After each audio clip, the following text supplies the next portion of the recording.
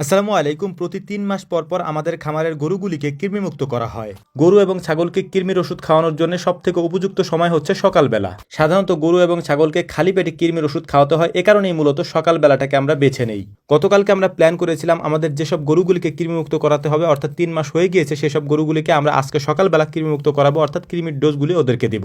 আমরা যেভাবে কৃমির ওষুধগুলি গরুকে খাওয়াই সেটা আপনাদের সামনে উপস্থাপন করার চেষ্টা করছি। হয়তো আপনাদের সাথে আমাদেরটা নাও মিলতে পারে, তবে আমরা দীর্ঘদিন যাবত এভাবেই গরুকে কৃমিমুক্ত করাই, অর্থাৎ কৃমির ওষুধটা খাওয়ানোর চেষ্টা করি। আর এভাবে খাওয়ানোর ফলে আলহামদুলিল্লাহ বেশ ভালো একটা ফলও আমরা পাই। গরুকে কৃমিমুক্ত করার জন্য আমরা যে কাজটা করে থাকি সেটা হচ্ছে আমরা সকালবেলা একেবারে ভোরবেলা গরুগুলিকে কৃমির ওষুধ খাওয়ানোর চেষ্টা করি। আর এই ওষুধগুলি কিভাবে আমরা খাওয়াই সেটাও আমি আপনাদেরকে বলে দিচ্ছি। প্রথমত যে গরুগুলিকে আমরা কৃমিমুক্ত করাবো, অর্থাৎ কৃমির ওষুধ খাওয়াবো, ওই গরুগুলির বডি ওয়েট অনুযায়ী আমরা কৃমির ডোজ নির্ধারণ করি, অর্থাৎ কৃমির ওষুধগুলি নির্ধারণ করি যে কোন গরুকে আমরা কয়টা কৃমির ওষুধ দিব। এটা নির্ধারণ করা হচ্ছে ওদের বডি ওয়েট অনুযায়ী। গরুর শরীরের ওজন অনুযায়ী আমরা যে ওষুধগুলি নির্ধারণ করে থাকি সেই ওষুধগুলিকে আমরা প্যাকেটে থাকা অবস্থায় গুঁড়ো করে ফেলি। এটা আপনি যে কোনো উপায় গুঁড়ো করতে পারেন। আমরা পাটা দিয়ে তারপর গুঁড়ো করার চেষ্টা করি, বা আমরা এইভাবেই করি। এরপর গুঁড়ো করা ওষুধগুলিকে একটা বাটির মধ্যে নিয়ে ওই বাটির মধ্যে আমরা হালকা কিছু পরিমাণে আটা দেই, এর পাশাপাশি দেই হচ্ছে হালকা কিছু পরিমাণে চিনি এবং আটা দেওয়ার কারণে এটা একটু আঠালো অবস্থা হয়ে যায় এবং আমরা একটা বল তৈরি করি। এই বলটাই মূলত আমরা গরুর মুখের মধ্যে দিয়ে দিই। চিনি দেওয়ার কারণ হচ্ছে সকালবেলা গরুর খালি পেটে যখন এই চিনিটা প্রবেশ করে তখন পেটের মধ্যে থাকা কৃমিগুলো জেগে ওঠে।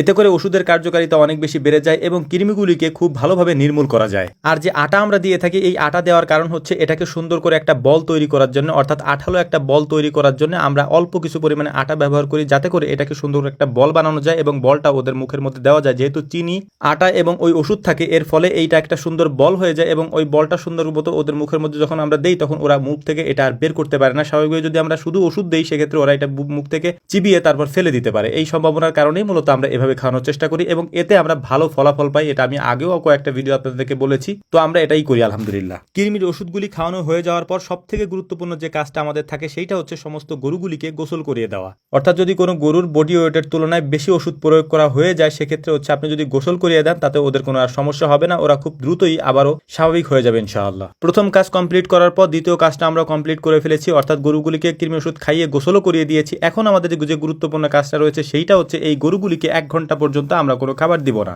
অর্থাৎ খালি পেটে ওরা প্রায় 1 ঘন্টা পর্যন্ত থাকবে। 1 ঘন্টা পরে তারপর ওদেরকে আমরা কাঁচা ঘাস অথবা যে খাবার আমরা ওদেরকে দিয়ে থাকি সেই খাবারগুলি দিব ইনশাআল্লাহ। কৃমির ওষুধগুলি খাওয়ানোর পর গরুগুলিকে গোসল করে দিয়েছি। গোসল করানোর পর গরুগুলির থেকে দুধ দহন করে নিয়েছি। এখন আমরা অপেক্ষা করছি 1 থেকে 1.5 ঘন্টায়। এই 1 থেকে 1.5 ঘন্টার মধ্যে ওদের পেটের মধ্যে যে কৃমিগুলি আছে এগুলি আস্তে আস্তে নির্মূল হওয়া শুরু করবে ইনশাআল্লাহ। আজকে আমরা যেহেতু গরুগুলিকে কৃমির ওষুধ খাইয়েছি তাই একদিন গ্যাপ দিয়ে তারপর হচ্ছে আমরা পরের দিন থেকে এদেরকে লিভার টনিক এবং জিঙ্ক দেবো ইনশাআল্লাহ। এটাই হচ্ছে মূল প্রসেস। এইভাবেই মূলত আমরা কৃমির ওষুধটা প্রয়োগ করে থাকি। কখনো কখনো আমরা ইনজেকশনও দিয়ে থাকি, তবে এভাবে আমরা প্রয়োগ করে থাকি বেশিরভাগ সময়। চাইলে আপনি এই পদ্ধতিতেও করতে পারেন, না চাইলে আপনি আপনার মতো করেও করতে পারেন। এটা হচ্ছে আপনার একান্ত ব্যক্তিগত ব্যাপার। যাই হোক, আমাদের জন্য দোয়া করবেন। আসসালামু আলাইকুম ওয়া রাহমাতুল্লাহ।